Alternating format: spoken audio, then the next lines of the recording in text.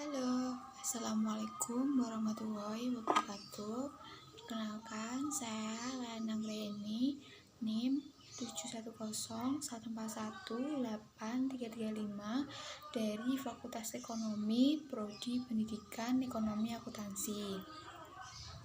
Di video ini saya buat untuk memenuhi tugas nilai UTS mata kuliah umum literasi digital dan kemanusiaan. Nah, di video kali ini saya akan membahas pro dan kontra pemutusan internet sementara waktu oleh pemerintah Indonesia. Pembatasan penggunaan internet di Indonesia pada tahun 2019 adalah suatu pembatasan penggunaan media sosial oleh pemerintah Republik Indonesia dalam rangka menangkal penyebaran hoaks atau berita bohong dan informasi provokatif di masyarakat. Tindakan ini diambil sejak adanya kerusuhan di Jakarta dalam rangka menentang hasil pemilihan umum Presiden Indonesia tahun 2019 dan juga adanya demo yang terjadi di wilayah Papua yang berujung rusuh. Pembatasan ini hanya berlaku untuk foto dan video yang dikirim melalui WhatsApp, Facebook, dan Instagram. Bukan keseluruhan akses layanan media sosial tersebut. Pembatasan ini telah dilaksanakan oleh 5 penyedia jasa layanan internet yang ada di Indonesia. Menurut Menteri Komunikasi dan Informasi Republik Indonesia yaitu Rusdiantara, pembatasan ini hanya berlangsung sementara dan akses ke media sosial akan kembali normal jika suasana telah kembali kondusif, yaitu pada Sabtu tanggal 25 Mei tahun 2019. Sedangkan pembatasan internet yang ada di wilayah Papua terjadi hampir kurang lebih 2 minggu. Teman-teman, kenapa tadi saya menyebutkan tahun 2019? Karena memang kejadian tersebut atau pembatasan akses internet tersebut terjadi pada tahun 2019 dan pada dua masalah yang ada di Indonesia, yaitu yang pertama atas kerusuhan pemilihan presiden dan wakil presiden dan juga adanya demo yang ada di wilayah Papua. Teman, lalu apa saja sih pro dan kontranya dalam hal ini yang dirasakan oleh masyarakat di wilayah maupun di provinsi lainnya? Mari kita bahas mengenai yang kontra terlebih dahulu. Yang pertama yaitu SafeNet sebut Indonesia kena wabah blokir internet. SafeNet mengatakan tren pemblokiran internet yang terjadi di Papua sejak Rabu tanggal 21 bulan 8 lalu telah menjadi wabah yang turut menjangkit Indonesia. Jika diruntut, blokir akses internet pertama kali diterapkan pada 2011 ketika terjadi konflik di Mesir yang dikenal dengan Arab Spring atau kebangkitan dunia Arab. SafeNet menjadi pemblokiran internet di Papua dan Papua Barat sebagai keputusan buruk. Ketidakjelasan mekanisme pemblokiran dan waktu pencabutan kembali blokir merugikan masyarakat yang ada di Papua. Menurut saya, yang di Papua buruk karena tidak ada kejelasan tentang mekanisme, tidak ada kejelasan tentang kapan akan berakhir, membuat banyak orang kelimpungan. Tidak bisa diakses layanan publik, informasi yang berimbang dari media karena semua hanya bersumber pada satu informasi, yaitu apa yang ditulis oleh atau yang disampaikan pemerintah.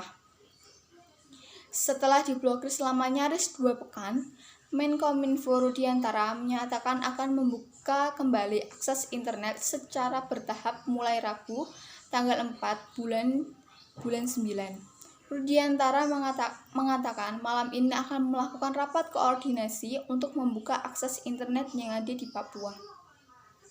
Yang kedua, berita kontra yang kedua yaitu pembatasan akses internet, keamanan negara versus hak asasi. Pemerintah melalui Kementerian Kementerian Kominfo melakukan pembatasan akses internet di wilayah Papua dan Papua Barat sejak Rabu, tanggal 21 bulan 8 2019.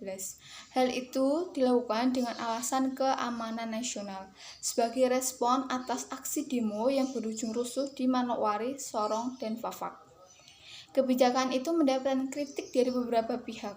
Komisi untuk Orang Hilang dan Korban Tindak Kekerasan atau Kontras menilai pemblokiran akses internet tersebut melanggar hak atas informasi yang dijamin oleh Undang-Undang Dasar 1945.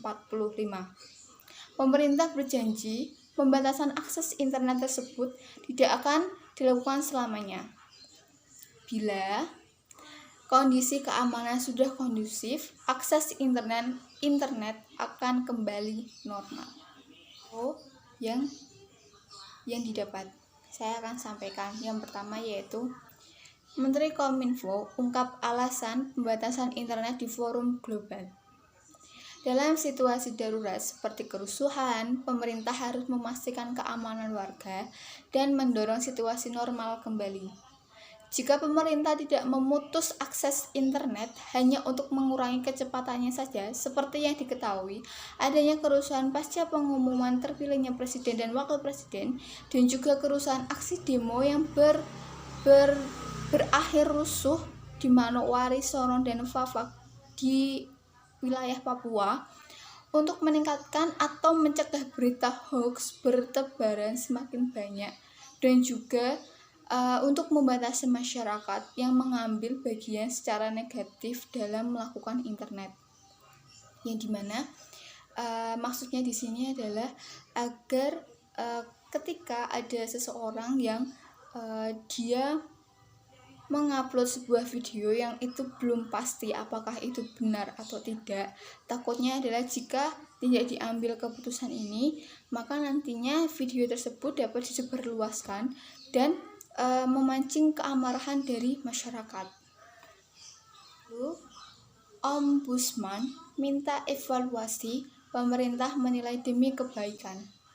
Pembatasan internet yang dilakukan dengan tujuan meredam hoax yang bisa memperparah kondisi di Papua, berita bohong maupun hal-hal yang dapat memicu provokasi dipercaya beredar melalui media sosial.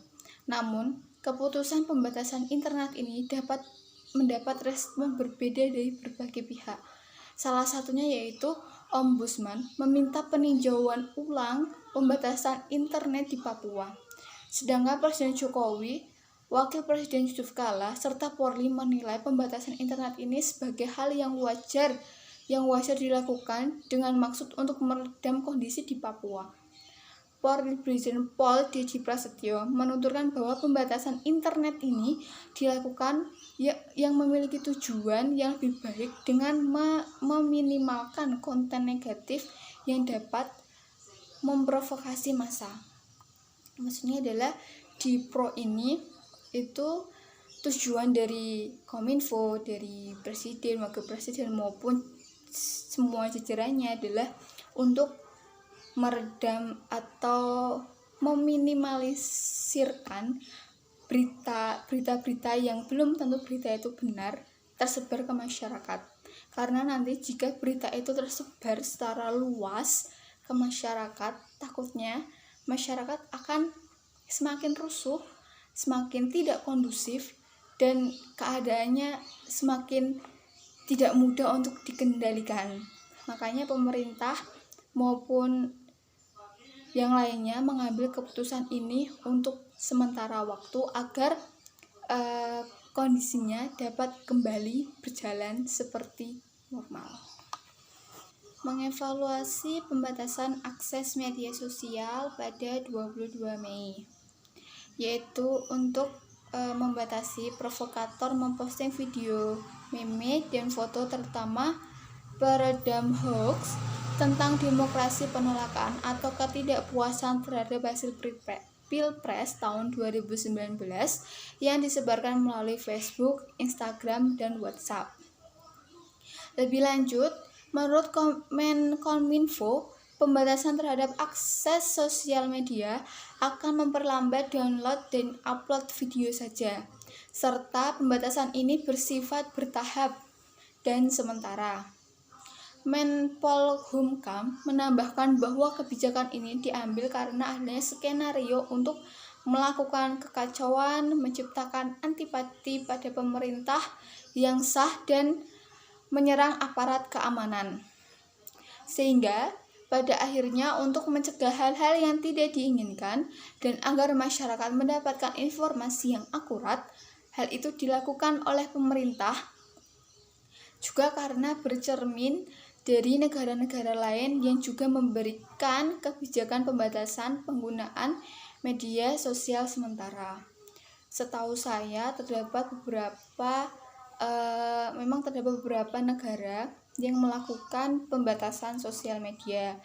Contohnya itu seperti di Arab Saudi pada tahun 2011, lalu di Korea Utara, dan waktu itu juga pernah di Myanmar kalau tidak salah, pemerintah membatasi email yang masuk di negara Myanmar tersebut. Jadi menurut saya pribadi adalah kebijakan pembatasan sosial media yang diambil oleh pemerintah ini karena ada suatu keadaan yang mendesak dan sangat mendesak dan yang nantinya dapat menimbulkan kerusuhan dan ketidaknyamanan dalam masyarakat seperti semakin banyak dan maraknya berita bohong atau hoax yang nantinya akan dibaca dan diterima oleh masyarakat yang bisa menimbulkan konflik antar masyarakat dengan pemerintah, juga dapat menimbulkan rasa antipati masyarakat terhadap pemerintah, lembaga maupun dengan masyarakat lainnya. Maka dari itu, pemerintah mengambil keputusan tersebut demi kebaikan bersama. Namun yang perlu disayangkan adalah ketika pengambilan keputusan pembatasan internet maupun sosial media itu menurut saya terlalu gegabah, sehingga membuat banyak masyarakat yang kaget dan kelimpungan karena dengan adanya kebijakan tersebut masyarakat belum sepenuhnya untuk mempersiapkan dan menjadikan terhalangnya aktivitas-aktivitasnya yang dalam penggunaannya harus menggunakan internet. Hanya saja ketika adanya pembatasan internet ini ada beberapa pihak yang dirugikan seperti karyawan kantoran, lalu masyarakat, anak-anak sekolah juga bukan merugikan dari pihak masyarakat saja, namun dari berbagai bidang dan perekonomian juga turut dirugikan dengan adanya keputusan tersebut. Saran untuk kedepannya, semoga pemerintah dan masyarakat bisa sama-sama saling bekerja sama dan percaya, dan juga untuk seluruh masyarakat, jadilah masyarakat yang cerdas dan jangan mudah tertipu dengan berita bohong atau hoax, karena bisa merugikan diri sendiri dan orang banyak. Jadi jangan mudah untuk percaya terhadap semua berita yang ada di sosial media. Kita harus teliti dalam membaca maupun menganalisis, mengetahui apakah berita itu hoax atau tidak. Ini saya akan memberikan beberapa tips untuk mengetahui bagaimana sih kita itu dapat mengetahui bahwa berita ini itu hoax atau tidak. Nah, yang pertama yaitu lebih jeli membaca dan memperhatikan judul. Informasi hoax atau berita bohong itu biasanya ditandai dengan judul yang bombastis, judul yang seakan-akan judul itu sangat wow, kita tuh pengen tahu gitu loh, atau bersifat clickbait. Tujuan pemberian judul ini adalah untuk menarik perhatian pembaca sehingga mengklik informasi yang disebar. Jadi harus benar-benar perhatiin ya semuanya teman-teman. Yang kedua yaitu perhatikan sumber berita dan pastikan dari media yang terpercaya. Sumber merupakan salah satu bagian yang paling penting dalam melakukan cara cermat untuk mendeteksi hoax. Jadi kalau kalian baca berita dan medianya itu mungkin media yang baru, karena banyak sekali media-media yang dibuat gitu ya, itu mungkin beritanya adalah berita hoax gitu. Jadi benar-benar harus dilihatin dulu, jangan mudah percaya.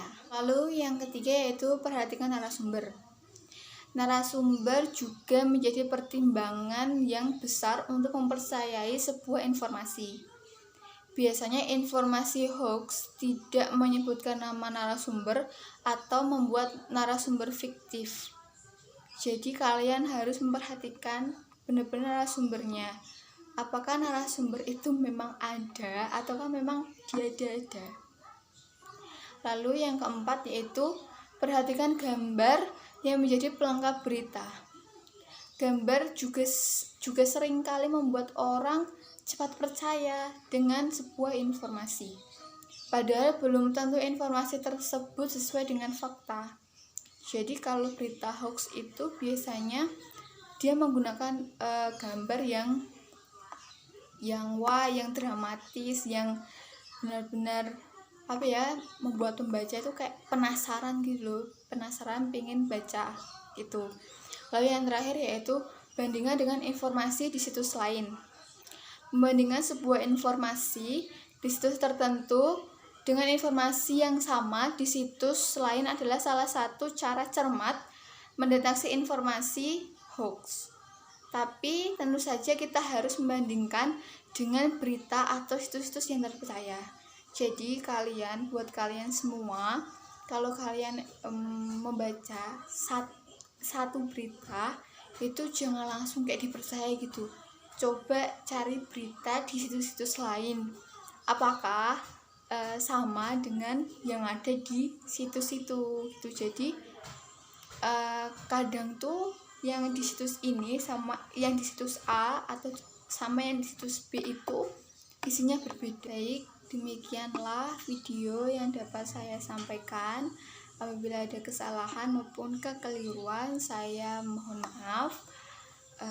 Saya akhiri, cukup sekian. Wassalamualaikum warahmatullahi wabarakatuh.